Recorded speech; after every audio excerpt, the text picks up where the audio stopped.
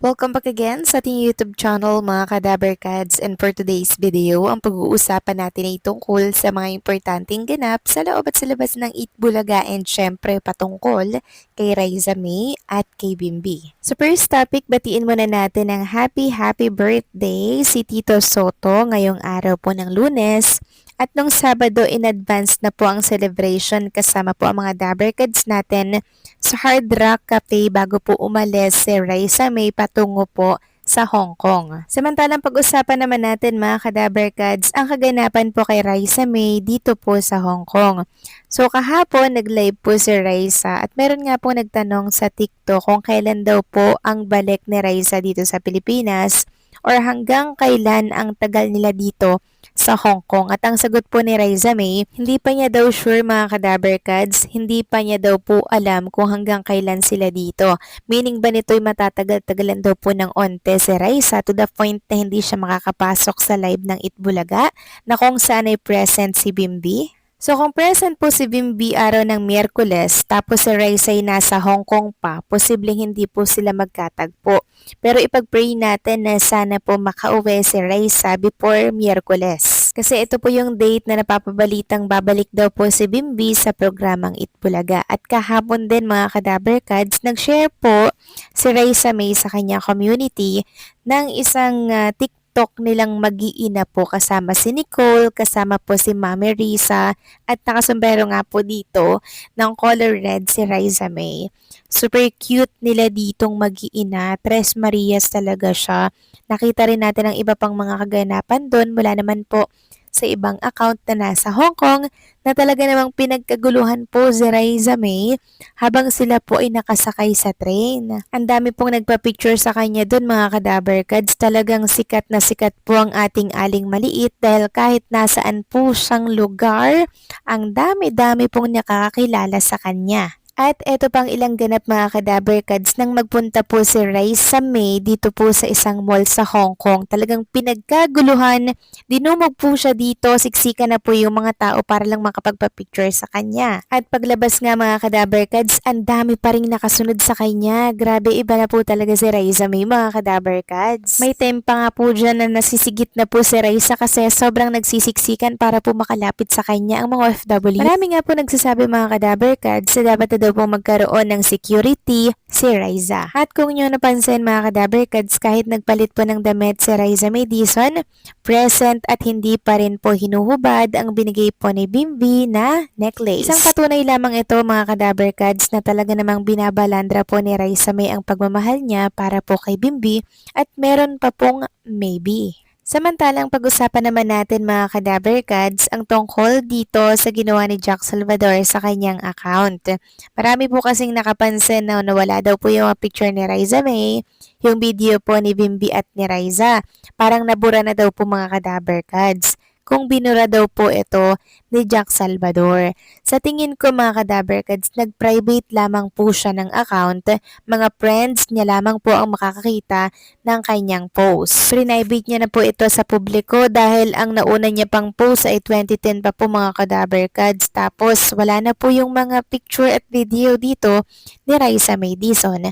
Marahil ito po ay dahil sa pambabatikos at kaliwat kanang bashing po sa kanya dahil nga po sa hindi pag-appear ni Bimbi sa Itbulaga. Ayon nga dito sa isang fan page, magandang gabi Raisa Bim fan, buong araw tahimik lang ako, pinapagmasdan mga comment ng mga basher, nakakadurog ng puso. Sa isang concert lang ni Miss Angeline Quinto, nandoon si Bim, walang ginagawa si Bunso, kundi manood at mag-support lang kay Tita Anggi niya. Ang iba, nagsabi may kasama si Bim na babae, hindi po yun totoo.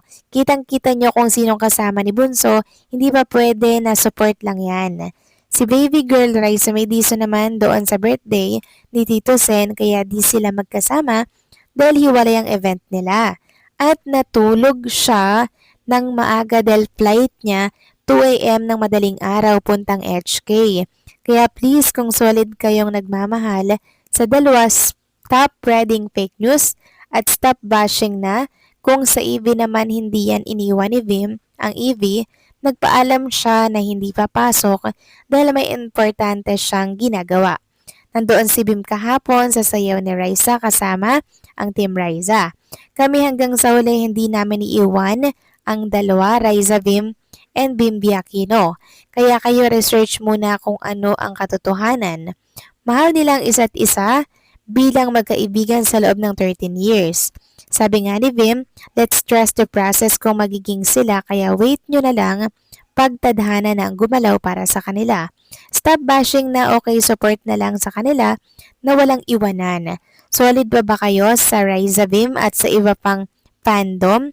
Jack Salvador, nahirapan na ako mag-explain. So yes mga kadaberkad, sobrang dami pong bashing at pamabatikos ngayon kaya Bimbi at for sure nakarating na po ito sa kanya at maging siya posibleng madismaya po sa mga pamabatikos at nababasa niya po sa social media. Kaya stop bashing Bimbi po, babalik siya sa programang Itbulaga. Samantalang merong ilang mga fan page mga kadaberkads na parang sinusubo po talaga sa bashing si Bimbi. Sabi nga dito, anong masasabi nyo sa pagpunta ni Bimbi sa concert ni Angeline Quinto na imbis sa EV ka pumunta kay Riza, sa iba naman. So wala namang masama kung pumunta po siya sa concert. Hindi naman po ibig sabihin nun ayaw niya po si Itbulaga. Espesyal at importante lang po talaga itong si Tita Anguiña para po sa mga Aquino kaya syempre so-support at so-support po yang si Bimbi. Kaya sana wag naman po itong gawa ng ibang mali siya. Samantalang next topic naman, ito po ang ikakapanatag ng lahat. Ayon nga dito sa post, nako hindi ninyo alam kumuha ng hairstyle kay Riza at style ng pananamit si Miss Chris Aquino kaya iba na manamit si Riza ngayon. So kung may katotohanan nga to mga kadaberkads, masasabi lang natin na talagang botong-boto itong si Miss Chris Aquino kay Riza May para po sa kanyang anak na si Bimbi. Kasi hanggang sa pananamit, hanggang sa hairstyle, may say po itong si Mami Chris. Para nga naman po magmukhang presentable lalo at magmukhang maganda si Riza May Dizon. Kaya pala nito mga nakaraan iba na pong manamit itong si Riza dahil syempre makeup artist at stylist na kinuha ni Miss Chris ang nagmamaniobra po ng kanyang mga isusuot at kanyang magiging ayos sa Itbulaga. How sweet, diba? Hindi kasi natin agad nakikita yung mga nangyayari sa likod ng camera pero hindi ibig sabihin nito na hindi natin nakikita yung mga ganap na yon. Pwede na po nating batikusin at i-bash itong si Bimbi. Hindi po ganun kasi nasa likod ng camera ang totoong sweetness po ni Bimbi at ni Riza. Lagi po yan silang magkausap ayon po kay Jack Salvador, lagi pong nagtatawagan, laging nagbi-video call at laging pinupuyat po ni Bimbi si Riza May kahit na nasa Hong Kong pa ito. O di ba talagang gumagawa po ng paraan si Bimbi at si Riza para po silang dalawa ay magkaroon pa rin ng communication kahit na malayo po sa isa't isa.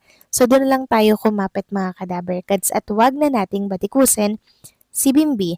Support Itbulaga kahit wala po si Bimbi or si Riza sa naturang programa. Agree ba kayo doon mga kadaberkads?